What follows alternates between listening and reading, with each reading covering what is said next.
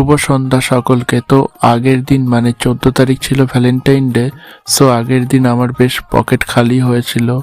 তো পরের দিন মানে 15 তারিখ, তার পরের দিন ওনার কি মনে হলো, বললো চলো একটু রেস্টুরেন্টে ঘুরে আসি, আবার 2 মাস পর দেখা হবে।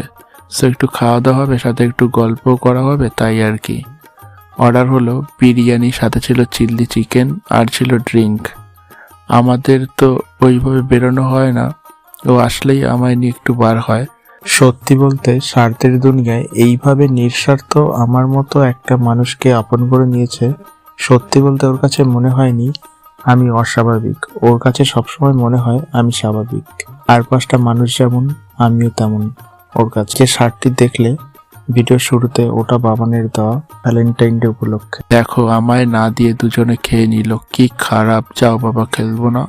ভিডিওটি ভালো লাগলে লাইক আর সাবস্ক্রাইব করে দিতে ভুলো না।